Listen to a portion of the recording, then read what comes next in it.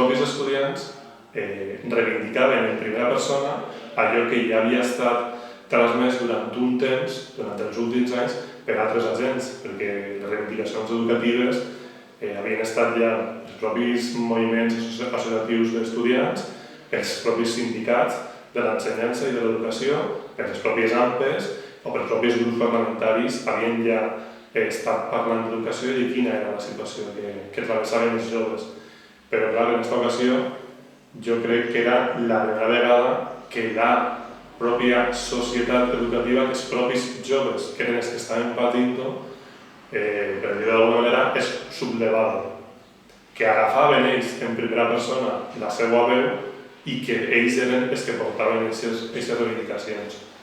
Vaig ser uns dies que, a més, em va coincidir que jo estava en València, jo habitualment repartís la meva setmana, mitja setmana en Delhi i mitja setmana en València. A veure, durant aquests dies, activitats parlamentàries, jo estava en València i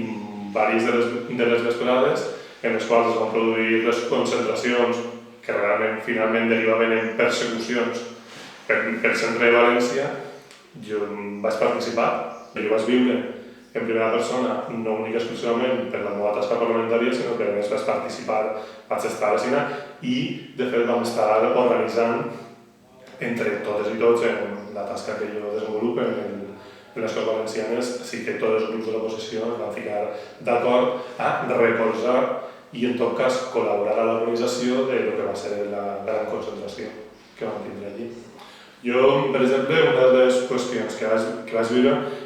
em va resultar molt curiós, perquè a més en aquest tipus de situacions a més es demostra per un altre costat també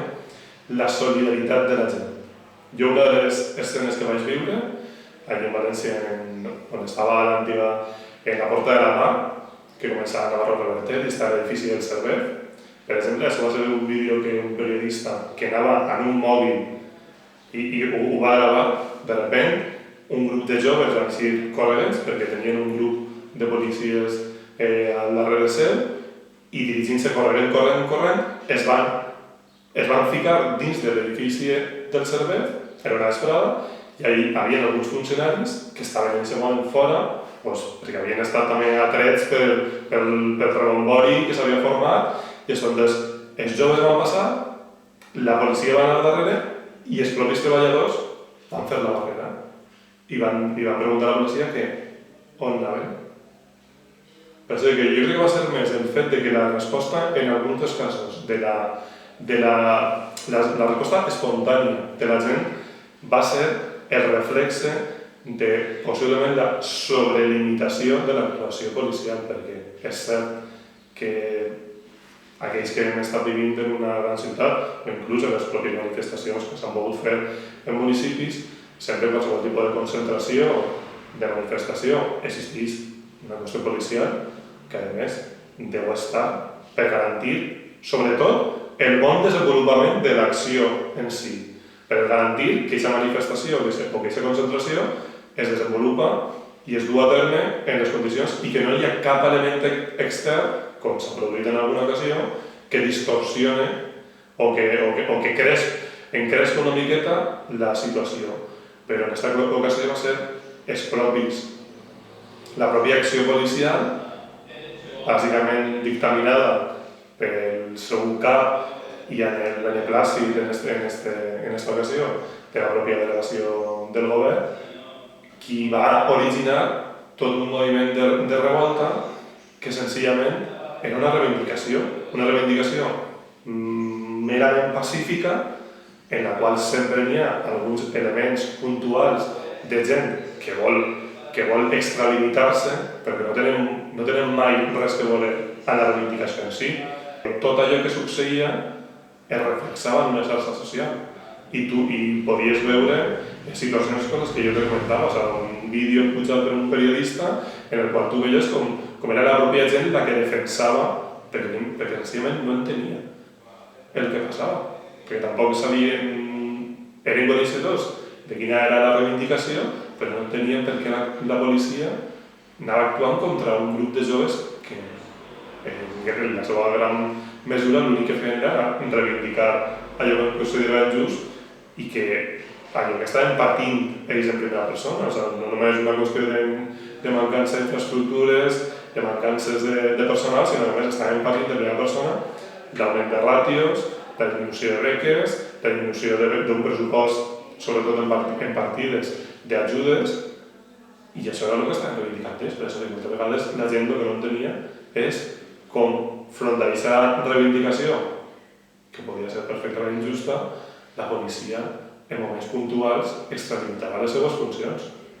Això sí, sempre en el permís i en l'autorització dels seus caps. Per tant, la resposta dels responsables autonòmics del govern valencià sempre va estar única i exclusivament centrada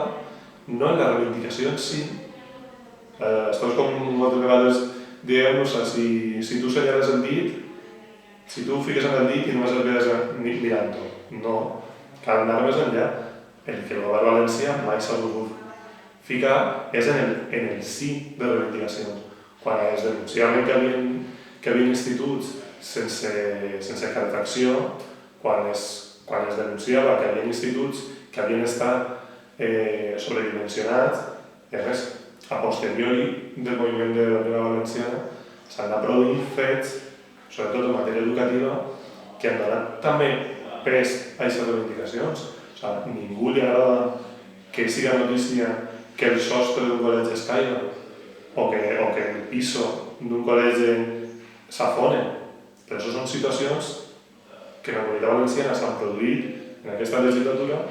que dona també constància de quina és, en matèria d'infraestructures educatives, la situació en aquesta comunitat i per què es reivindicava també en aquell moment. Perquè la qüestió de professorat, la qüestió de les ràtios, això són altres decisions, però és que uns estudiants han d'estar en les millors condicions. I això és el fet. I front a tot això, el govern valencià sempre ha estat, com a mi m'agrada dir moltes vegades, s'ha ficat de costat. Moltes vegades es fica de costat front als problemes, i així a veure si els problemes passen, i una vegada que el problema passa, es torna a ficar de front i continua. El paper que van jugar en aquell moment, jo crec que és el paper que estan jugant en qualsevol de les reivindicacions. És cert que els propis mitjans de comunicació tradicionals, bé siguin les televisions, les ràdios, els mitjans escrits, també han patit la crisi, han patit la retallada,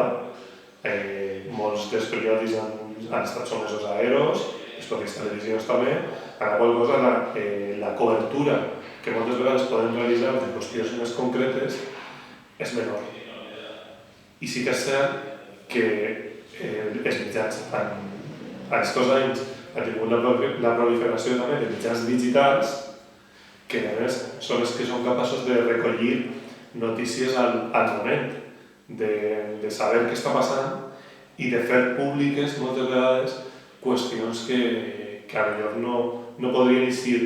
tant de la llum. És una eina de comunicació instantània. Tu penges una foto d'una xarxa social d'allò que està passant en aquests moments. Tu no tens que creure tampoc el dia següent i a l'informatiu de les 8 i pots denunciar situacions en el mateix moment que passen. Va ser com el germen que va començar a fer que la gent també despertara. Possiblement des del seu inici també, el 15M, havia fet el mateix i tu veies com era el despertar almenys d'este letard que havíem estat tenint, és cert, gran part de la societat, i jo crec que sí que va servir. Per això, i sobretot també va servir perquè part de la premsa i part dels mitjans de comunicació ja començaven també a donar importància a qüestions que tal vegada no havien tingut fins a aquest moment. El fet més simptomàtic per a saber si totes aquestes reivindicacions, el que diem, tant que la valenciana, com les reivindicacions educatives en general, com les sanitàries, les de dependència, la revolució valenciana o l'accident de metro, puguen fer en l'opinió de la gent, jo crec que reflexen el fet que abans de totes aquestes situacions l'agenda dels consellers i del president era pública durant diversos dies. O sigui, tu ja sabies, si era dilluns, tu ja sabies dimarts i dimecres, que deixen per 3 dies quina anava a ser l'agenda dels consellers. Ara l'agenda dels consellers es publica només del dia següent. En la qual cosa, els responsables autonòmics, en aquest cas, sí que estan patint com la gent ja s'està enfrontant directament a ells. És a dir, que jo crec que tota aquesta situació que estan vivint al llarg d'aquesta legislatura és possible que a vegada en les llistes europees la gent no es planteja en aquest debat, però de cara a les següents eleccions, que poden ser les municipals i les autonòmiques, sí que es planteja que allò que fins ara tampoc era tan relevant i qüestions a les que antes no donaven importància, ara sí que es plantejarà. I possiblement això sí que farà reflexionar a una part de l'electorat que abans donava recolzament al Partit Popular i que tal vegada, de cara a unes pròximes eleccions, ja no es dona recolzament. Això caldrà